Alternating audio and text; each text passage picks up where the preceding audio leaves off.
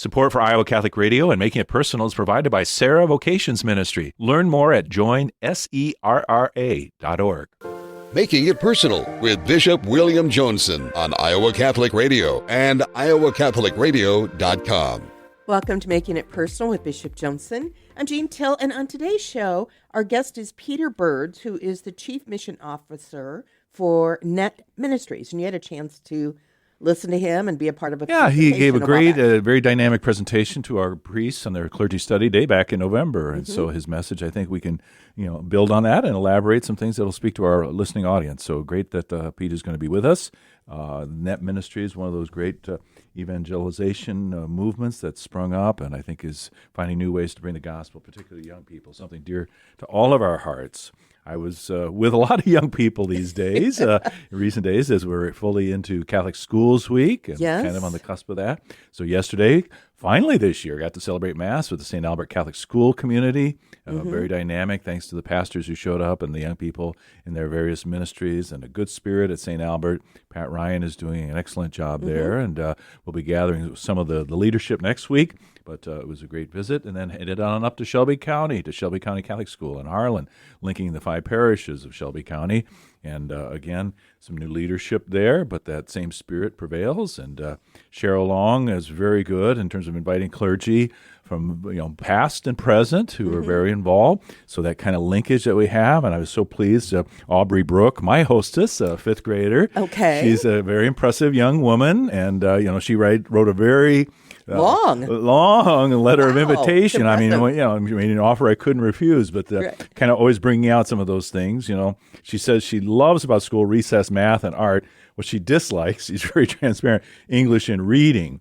She lives in Erling and Harlan, but studying fractions right now. 3 cats. Yes. 3 pets, 2 cats and 1 dog. First one's Zuzu. The second one is Ed, because he looks like Ed Sheeran, the singer, and is an orange cat, a 1-year-old. The dog is more fond after my heart, Moose, an Australian German Shepherd. But learning about vocations is just a chance to build upon that. And again, God bless them for bringing together religious women and priests who've served in the past. And I think implicitly then drawing together those generations that are there, and I think very much tracking with a message that our Holy Father Francis gave a couple months ago about how essential that we study history, that we have a historical consciousness, both for our own personal identity, the way in which we're there. No one can know their truest, deepest identity or what they wish to be in the future without attending to the bonds that link them to the preceding generations. And then he's very candid, we can't airbrush the church in this way too. As we study and become more aware of the church, it should be no secret that the human factor, frailty, and sinfulness has manifested itself. We don't want to go have an angelic conception of the church, says our Holy Father, making the church unreal because she lacks spots and wrinkles. Indeed, the church, like our own mothers, must be loved as she is, or what we love is only a figment of our imagination. To see the real church and love that church as she truly exists, a church that continues to learn from her mistakes and failures, a church that even in her darkest moments is conscious of her deepest identity, can be capable of understanding the imperfect and wounded world, bringing healing and renewal internally and to the world, the very things that God's Spirit is helping us and gracing us and giving the boldness to continue to transcend by the grace of the Holy Spirit. Seeing some ways in which that human spirit prevails. I'm not going to be able to talk about it very long today, Jean, but as you know, I just returned from a mission trip to South Africa with some parishioners at St. Francis of Assisi in West Des Moines. Some Protestant couples who joined us, and it was great during the Week of Christian Unity to have that solidarity. And to be in the midst of the Blessman International Ministries, Doc Blessman, Jim Blessman, and his wife Beth, the amazing things that are being done, feeding in collaboration with Caravan of Hope, Meals from the Heartland, Mary's Meals, 50,000 young people a day. And we saw both extremes, a very kind of a sad situation of a state-run school with only 14 students from all grades crammed into different desks. But then Catholic schools where, again, and the Protestant-sponsored school, school that was also there, many ways in which the glimmer of hope and a much simpler life, but a life where human potential is coming to the surface. So Catholic Schools Week, not only in our country, but that spirit of solidarity with Catholic schools around the world, including South Africa. We're going to take a quick break, and when we return, we'll visit with Peter Burds, who is the Chief Mission Officer at Net Ministries. You're listening to Making It Personal with Bishop Joensen on the Iowa Catholic Radio Network and the Spirit Catholic Radio Network. Welcome back to Making It Personal with Bishop Joensen, and on today's show, we're visiting with Peter Burds, the Chief Mission Officer of Net Ministries. Good morning, Mr. Burds. Pete, I feel like I have a certain connection with you already, as you were here in the Diocese of Des Moines last November, as you presented our Clergy Study Day, trying to familiarize our priests with some more of the sociological dynamics that need to be attended to as we try to spread the gospel and continue to both accompany and form and call not only our young people, but all families to faith in a parish setting and wherever. So great to have you. Thank you. It's a gift to be here. It was a gift to be with the priest, just a couple of months ago, and certainly this morning as well. Thank you, Bishop. Yeah, the priests are a tough crowd, I mean, they're kind of like school teachers, been there, done that, heard things, and so, but I think they really... They did great, and, the coffee helped. Coffee always helps. Yeah, the elixir of attention. So you're coming to us from the Twin Cities, is that correct? Or Net Ministries is based, right? Yeah, so Net Ministries began in St. Paul about 43 years ago, and so operates technically out of West St. Paul, which is south of St. Paul downtown, it's been a great home for us for a long time. Yeah, and great home for Net Ministries, but for yourself on this Making It Personal show, that's kind of how the Lord has called you there, right? But your involvement in different ways with things related to the church and beyond. Yeah, it's been interesting, kind of the road that the Lord has taken me on, especially more recently. So I just started working for Net, within the last 2 years. Previous to that, I was working for the Archdiocese of Milwaukee, Wisconsin, for a long time, doing primarily young adult ministry and college ministry was kind of the focus of it. And then prior to my work with the Archdiocese, was working at 2 different Catholic high schools, essentially doing youth ministry or campus ministry at the high school. So it's been a wild road because the Lord kind of brought me through moments of doing youth ministry, moments of doing young adult ministry, and then some other kind of side nonprofit work. And so it's just kind of a beautiful, beautiful mix at Net, working with young adults that are serving as missionaries to really serve young people that are in middle school, high school. So it's just been a great gift of kind of harvesting a lot of different experiences and bringing it into one. So it's been a great gift. Yeah. In my days at Loras College there and working with our young people and students who then went on to the next chapter of their lives, and some of them landed in the Archdiocese of Milwaukee, and I had a very positive impression of the outreach to young adults, that there was really a community there that allowed them to feel that they were not alone or left to their own devices in terms of church, but that they had friendships that were almost kind of served up to them that really then, I think, nurtured their faith and then allowed them to give witness to others. Did you meet your wife at one of these young adult events, or was that something that God presented you in a different way? Yeah. That story is probably about a 6-hour saga, but there's a lot of elements to it. But yeah, long story short, my wife actually, I'm originally from Rockford, Illinois, so a little bit closer to Chicago, kind of between Chicago and Milwaukee. Mm-hmm. And she was, my wife Emily was actually grew up just about a 3-minute drive from me. So we went to the same parish, grade school, high school. Her mom, I more knew of her mom because she was kind of what I would say was kind of the rock star parishioner at her home parish. And so kind of knew more of her family. I was a senior when she was a freshman, so we didn't know each other we knew more of each other, kind of growing up. And then once Thank goodness. And But once we got into college and kind of early young adulthood, is when we kind of started just drawing up a friendship. And she actually served as a Net missionary years ago. That was really when we started dating, was during her second year serving. And, kind of the rest is history from there. She ended up moving to Milwaukee where I was living, and we've been blessed to be married a little over 10 years.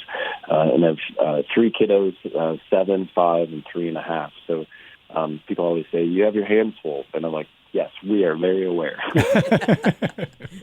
Really? So different facets of your vocation. And Rockford, Boylan High School, we always had a great impression of how well-formed the students were, not just in their faith, but in their English language skills and other things, too. They knew what an English sentence was. So sometimes an elusive entity. But anyway,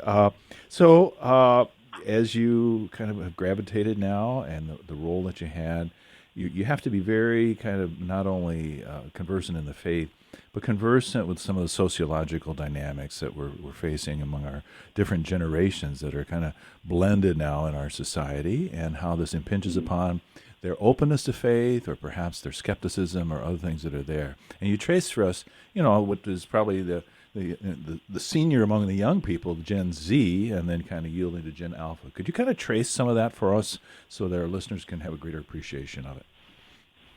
Absolutely.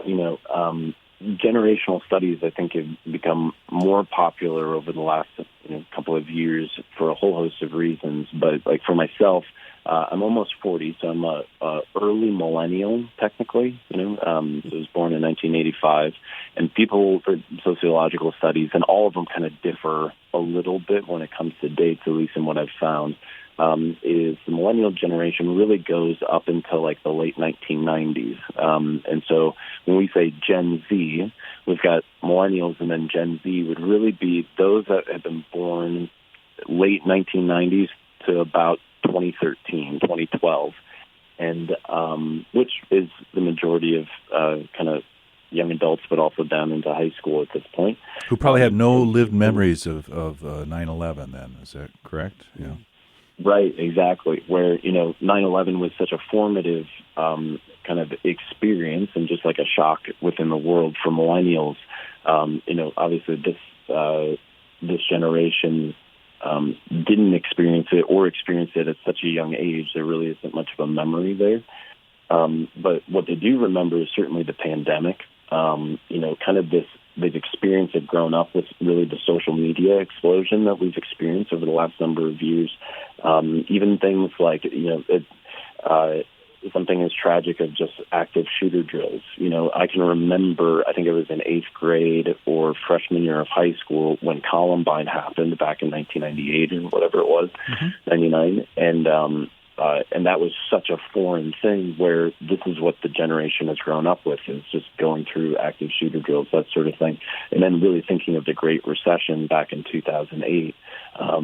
These are some pretty significant things that obviously everybody's had to navigate, but they've grown up with. And so we're just, I think, looking at different studies and it's pretty apparent if you're in the lives of young people that there's a difference in the way that they respond to certain things. Which obviously there's the person in front of you, but you can kind of see a general trend amongst the generation as a whole, that they're digital natives. That there's definitely a technological kind of pool that they're swimming in that's very unique. Where for me, even as a millennial, it's like I grew up in a world without the internet, and I can remember it being introduced. For this generation, it's all that they've ever known is people having smartphones in their hand. In addition to that, just thinking a lot of increased anxiety. There's certainly like a concern amongst most people around just the mental health of young people. And obviously these are all broad stroke generalizations, but it's just trying to put a little bit of a name to what we're seeing with the next generation. Okay, and Jonathan Haidt's book too, The Anxious Generation, has been very pivotal for some of us, reading kind of our educators and others as well. You talk about Gen Z, that they look to older generations to help with their life discernment and everything else, but that they also probably are more likely to have religiously unaffiliated parents, and so that whole context and worldview of what informs our values and how we go about that there may be, I don't know, would we say more adrift or more rudderless, on terms of what are the guiding things that we're striving for and all of that. Is that too harsh, or is that? No, I think that's there's at least in my work, when it comes to really forming missionaries to proclaim the gospel to young people, I think years ago, just thinking 10, 20 years ago, there's a lot that you could assume, okay, we're doing a net retreat at a parish or at a school.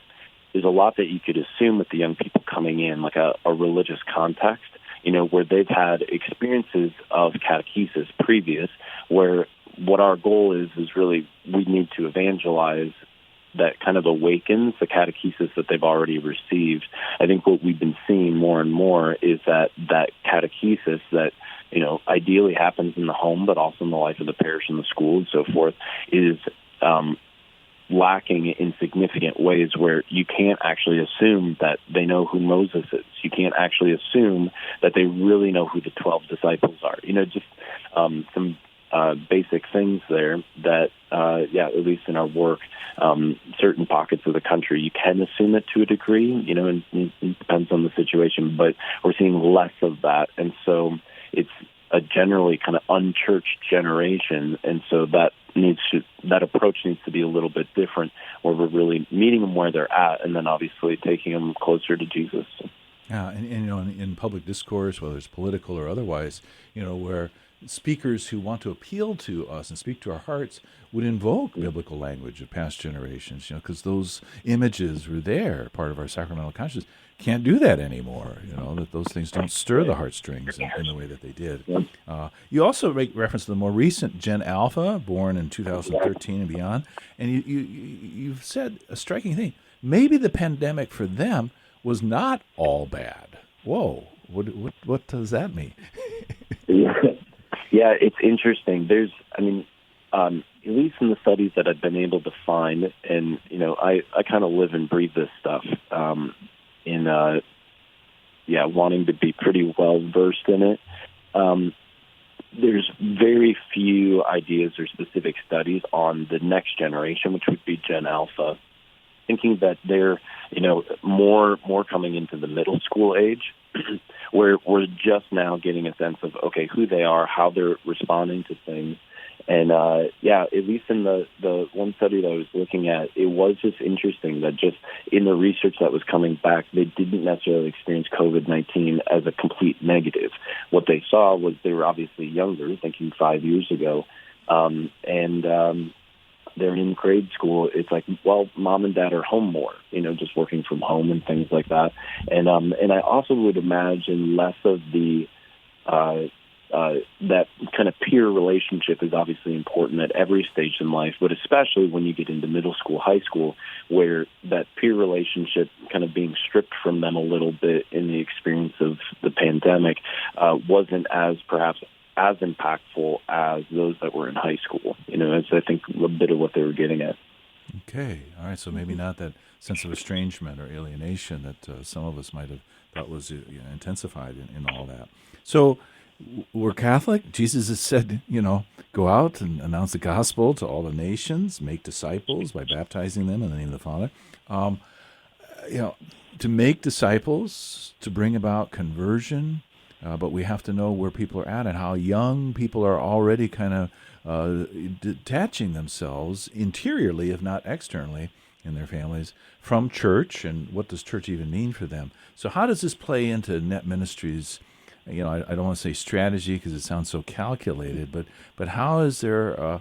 How do you embrace your mission and empower us in parishes and other places and dioceses to kind of get the foothold in all of this? Yeah, again, I kind of live and breathe this stuff with a lot of thoughts. I think to put it pretty concisely or plainly, I think from what I've seen in the way that especially a lot of older generations are responding to Gen Z specifically, is there tends to be a bit of a negative tone around some of the experience of like, because of the anxiety or loneliness or just, kind of different experiences, there's kind of more of a frustration that's present there. And I think at least as we've been wrestling with this at Net, obviously with our main apostolate being to reach middle schoolers and high schoolers, it's just the recognition that Jesus Christ loves the next generation. And we need to be speaking encouragement, especially thinking listeners that have, whether it's kids or grandkids in that age demographic, that what we're seeing is heightened sense of anxiety, heightened sense of loneliness, not with everybody, but just kind of those broad strokes. Let's be adults that are speaking encouraging words to the next generation, trying to build them up, because, just given a whole host of, kind of different societal kind of influences, things like the pandemic and so forth, but even just, those personal experiences that were just people of encouragement, thinking like Barnabas, sons of encouragement. Like, let's have that kind of tone. And that's really the way that we've been forming our missionaries, to speak into the lives of young people as you encounter them and encourage them and build them up. That's a great note for us to pause, Pete. You have many thoughts. We want to continue to draw from the reservoir that you offer us, and a good caution to all of us not to be dour or start from that sense of disappointment. So, Jean, stay with us as we continue our conversation with Peter Burds, Chief Mission Officer at Net Ministries. If you want to learn more about their work, go to netministries.net. You're listening to Making It Personal with Bishop Joensen on the Iowa Catholic Radio Network and the Spirit Catholic Radio Network. Welcome back to Making It Personal with Bishop Joensen. Mr. Pete Burds, thank you for staying with us, and our listeners in the Spirit Catholic Radio Network, Iowa Catholic Radio, a lot of parents and grandparents and parish staffs that are looking, for glimmers of hope and inspiration. And so as people, as adults, with our young people, we shouldn't step back and kind of leave them to their own devices. Is that right? Yeah, I think so. I think, my general MO, especially when speaking with, youth ministers, different adults just kind of plugged into their parish and wanting to really reach the next generation, is we oftentimes will think of it as like, oh, this is the youth minister, and everybody else is kind of off the hook when it comes to reaching the next generation. And in my mind, it's, no, everybody's a youth minister. We all have to play a part. And, there's a statistic that we use at NET quite often, especially encouraging parishes to really dive into small group discipleship. This is from the Springtide study. It says that 5 adults are needed in a young person's faith life for them to take ownership of their faith. And when I think about it, it's like, yes, it absolutely needs to be the parents. They're the primary catechists, of their family, of the children that God has entrusted to them to, with their care. But other adults are so needed in the lives of young people. So whether you're, an usher at Mass, involved in Knights of Columbus or a Women's Guild or whatever it might be at the parish, that the more influence and active role that we can take in a young person's faith life, it matters, right? And I think young people in many ways are really looking for that mentorship and that guide. And the more that we're able to really step into their lives in that sense that really leads them to a life of discipleship, the better. So just especially from an encouraging listener standpoint, it's speaking the lives of young people. And for those that really ask the Lord to kind of open the right door to be able to speak into their lives as it pertains to faith and really living that life of discipleship. So natural mentors, people like coaches, teachers, others, Boy Scout, et cetera, people, particularly if they're people of faith. But, you don't have to have all the latest cultural memes or other things, right, at your disposal, right? Sometimes we can feel a little ill-equipped. But to be there and to have a place in their lives, is that fair to say? Yeah, we had a webinar that we host through NET just recently. And there's a man he's out on the East Coast, I think in New England, if I remember right, who has been doing youth ministry for 60 years. Which, from the youth ministry world is like, what? That's just crazy. But sounds like Deacon Bill at St. Francis of Assisi here in our days. Right. So he's been doing youth ministry for 60 years. He was never a youth minister at a parish, but he's just been plugged in as a adult volunteer in youth ministry. Currently is leading a small group of teens. So I think he's in his early 80s, late 70s, I can't remember. But just such an endearing, sincere, you can tell just like hearing him talk, there's a holiness about him that's attractive. There's a sincerity and authenticity that transcends way more than knowing all the right things when it comes to the culture. I think at the end of the day, young people just desire that sense of authenticity. A little principle we use is that authenticity is king. When that's really present, that sense of sincerity, it really speaks volumes into the lives of young people. regardless of age and background. They have an intuition whether this person's authentic or not, and they can sniff that out very quickly. So we're winding down the stretch here, unfortunately, Pete. The week-long engagements that people have had, such as our own seminarian, Dominic Nguyen, second-year theology at St. Paul Seminary, who spent a year with Net Ministries. So you're really a two-pronged approach. So the primary engagement with young people, but forming then adults to be those accompaniers. So Net Ministries, I'm sure you have never a dull moment, and your calendar is probably jam-packed, but if people want to reach out, they could be engaged, is that right? And possibly have some help from Net Ministries to amplify what they're already doing. Is that correct? Yeah, absolutely. So we have opportunities specifically for parishes and schools, again, as you were mentioning, for youth, but also just, opportunities for somebody who's looking to kind of take a gap year. They're graduating high school, they're graduating college. So we're going to have to wind it down there, Pete. So we're going to leave people wanting more, but thank you for your time with us today, and may the Holy Spirit speak to some of those young people who might be listening or those who can kind of direct them toward Net Ministries. This has been another edition of Making It Personal with Bishop Joensen. Thank you to our guests and all of our listeners in Iowa, Nebraska, Wisconsin, or wherever you may be listening to the Iowa Catholic Radio Network and the Spirit Catholic Radio Network. You can hear Making It Personal with Bishop William Joensen every week on Iowa Catholic Radio and iowacatholicradio.com. Support for Iowa Catholic Radio and Making It Personal is provided by Sarah Vocations Ministry. Learn more at joinserra.org.